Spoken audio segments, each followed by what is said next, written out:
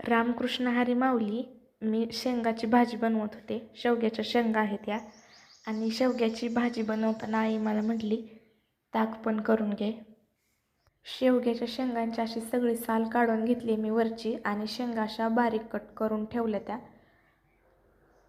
आपल्याला ज्या साईजमध्ये शेंगा कट करायच्या आहेत त्या साईजमध्ये आपण शेंगा कट करू शकतो. आणि मी छोट्या छोट्या साईजमध्ये शेंगा कट करून एका पातेल्यामध्ये स्वच्छ धुवून घ्यायला लागले. आणि मी अशा सगळ्या शेंगा पाण्यामध्ये ओतून स्वच्छ धुवून घेतल्यात.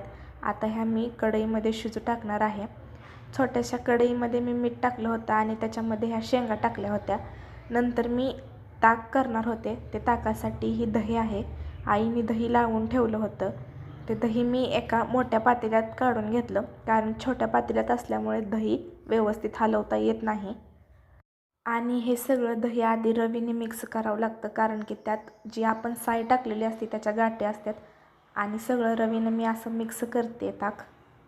हे दही आईनं फ्रीजमध्ये ठेवलं होतं त्याच्यामुळं ते जास्त घट्ट झालं, म्हणून रवीने सगळं दही मिक्स करायला लागली. मी थोडं थोडं असं हलवत ते सगळं दही मिक्स करायचं. आणि हे असं दही मी सगळं मिक्स करून घेतलं आहे. बघा ते पूर्ण मऊ झालं आहे आणि पातळ देखील झालं आहे. सगळ्या गाठी त्यातल्या वितळल्या. त्या फ्रीजमुळं जे घट्टपणा आला होता दह्याला ते सगळं व्यवस्थित झालं आहे आता. आणि त्याच्यामध्ये मी थोडंसं पाणी टाकून परत एकदा मिक्स करते, कारण दही घट्ट असल्यावर नीट रवीने हलवता येत नाही. पाणी टाकून मिक्स केल्यावर थोडं थोडं करत मी असं रवीनं हलवते.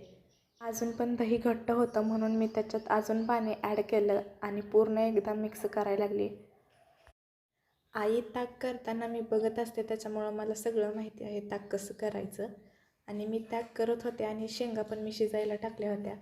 शेंगा शिजत होत्या, शेंगाला उकळी आली होती. आणि शेंगा शिजायला टाकताना त्याच्यामध्ये माझ्याकडून पाणी जास्त झालं होतं, तर आई म्हणत होती अजून थोडं पाणी ओतायचं नव्हतं का त्याच्यामध्ये.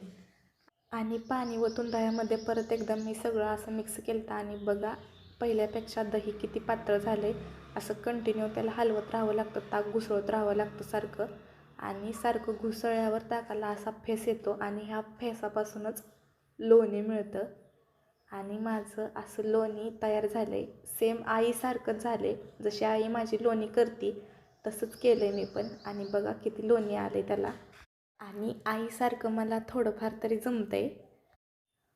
परत एकदा व्यवस्थित ताक घुसळून असा लोण्याचा गोळा बनवते मी. आणि हे परत लोणी सगळं काढून मोठ्या पातेल्यामध्ये स्वच्छ पाण्याने धुवून घ्यावं लागतं. किती छान लोणी आलं आहे बघा, किती छान दिसते. ते लोणी बघूनच खायची इच्छा होते. आणि एका पातेल्यामध्ये मी सगळं लोणी काढलं होतं आणि ताक सेपरेट केलं होतं. आणि रानातनं पप्पा आलं होतं, मग पप्पाला म्हणलं ताक पिता का. पप्पाला एका ग्लासमध्ये ताक दिलं होतं मी. आणि लोणी असं 4 ते 5 वेळा स्वच्छ पाण्याने धुवून घेतलं होतं मी. आणि ते लगेच मी कढवणार होते. लोणी जर जास्त वेळा नाही धुतलं, नीट लोणी नाही धुतलं तर ते खाताना त्याची टेस्ट अशी आंबट लागते. त्याच्यामुळं स्वच्छ 4 ते 5 वेळा लोणी, जोपर्यंत लोण्यामधलं पांढरं पाणी निघून जात नाही आणि स्वच्छ पाणी येत नाही तोपर्यंत लोणी धुवावं लागतं. आणि हे असं लोणी माझं कडत होतं. लोणी कडून झाल्यावर मी गॅस बंद केला होता, तरी पण उकळी चालू होती. आणि हे माझं तूप तयार झालं होतं. किती छान तूप झालं आहे बघा. आणि तुपाचा वास पण खूप छान येतो आहे. ते लोणी स्वच्छ धुतलेलं असलं तरच तुपाचा वास छान येतो, नाहीतर तुपाचा वास देखील आंबट येतो. आणि हे असं शुद्ध तूप दिसते. आमच्या घरच्या म्हशीचं दूध आहे, त्याच्यामुळं आम्ही सारखं ताक करत असतो आणि तूपही करत असतो. तूप करून झाल्यावर मी लगेच शेवग्याच्या शेंगाची भाजी बनवून घेतली होती. आणि अशी मी भाजी बनवले. पूर्ण मऊसूत शेंगा शिजलेत त्या. शेवग्याच्या शेंगाची भाजी मला खूप आवडते. आणि ही रानातनं पप्पानी कैरी आणि रामफळ आणलं होतं. उन्हाळा चालू असल्यामुळं रामफळं येतात, त्याच्यामुळे हे आमच्या रानातलंच रामफळ आहे. झाडाला पिकलेलं रामफळ आहे त्याच्यामुळे ते खूप गोड लागतं. पण रामफळाच्या आधी मी कैरी कापली होती, कारण मला कैरी पण खूप आवडते. छोटीच कैरी आहे बघा. आणि मी कैरी कापून त्याच्यावर मीठ टाकून घेतलं होतं. उन्हाळ्याचे दिवस चालू आहेत आणि झाडाला कैऱ्या, आंबे यायला चालू आहेत. आणि गावाकडं आहे म्हटल्यावर कैरी खाल्ली नाही तर काय खाल्लं.